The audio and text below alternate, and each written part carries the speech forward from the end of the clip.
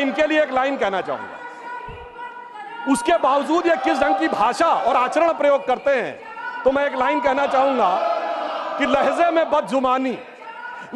बदजुबानी और चेहरे पे नकाब लिए फिरते हैं, जिनके खुद के बही खाते बेहिसाब बिगड़े हैं, वही हमसे सारा हिसाब लिए फिरते हैं।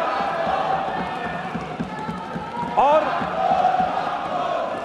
राष्ट्रपति महोदया ने अपने अंतिम बिंदु में यह कहा कि 2047 में भारत को विकसित राष्ट्र बनाना है, और विकसित राष्ट्र के लिए उन्होंने ये बताया कि किस प्रकार से हमारी सरकार आगे बढ़ रही है। मैं एक उदाहरण देना चाहता हूं कि डिजिटल रिवॉल्यूशन एक ऐसा रिवॉल्यूशन था, भारत जिसके बारे में कहा जाता था यहां साक्षरता और समझ का दर कम है, तो ये देश कैसे अडॉप्ट होगा। मोदी जी ने आने के बाद जो डिजिटल रिवॉल्यूशन लाया है, आज दुनिया में होने वाले डिजिटल ट्रांजैक्शन का 46% भारत में होता है।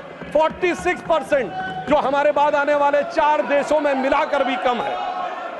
और यहां पर मैं एक और बात भी कहना चाहता हूं कि उन्होंने अंतिम समय में अंतिम बात करते हुए एक चीज कोट की थी कि पूरी दुनिया में उन्होंने वेदों के एक वाक्य को कोट किया राष्ट्रपति महोदया ने, जिसका जो उन्होंने बोला था, समानो मंत्रः समिति समानी, अर्थात सभी लोग समान रूप से आए और एक समान रूप से आगे बढ़े और एक साथ आगे आए।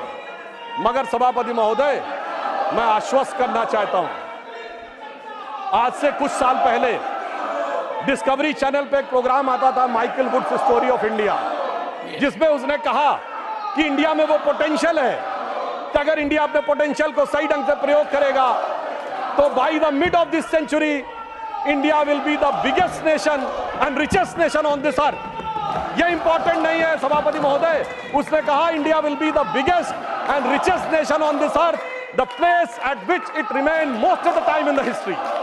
अर्थात वो जो हमारा अतीत था वो हम प्राप्त करके रहेंगे।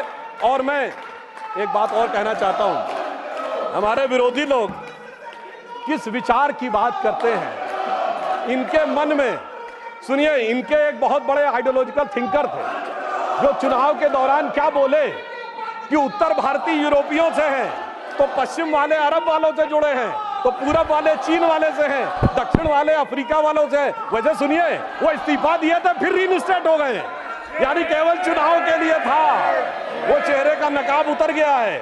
तो मैं उन्हें एक बताना चाहता हूं कि महोदय, आपको पता नहीं है भारतीयों के भारत की वास्तविकता क्या थी और आपके मन में गुलामी की मानसिकता क्या भरी हुई है। मैं एक उदाहरण देना चाहता हूं, अरब के लोग भारत के बारे में क्या सोचते थे, या अरब के कई हिस्टोरियंस, जिसमें इब्न असीर, इब्न कतीर, इब्न खल्दून ने यह वर्ड यूज किया है, अजीजुल ली इल्मीन इन बिलादुल इन हिंद, अर्थात the cool bridge of wisdom comes from the land of India. और ये हमको समझाते हम उधर से आए। और मैं प्रबुद्ध लोगों से कहना चाहता हूं, जाके चेक कर लीजिए। Take your seat, take your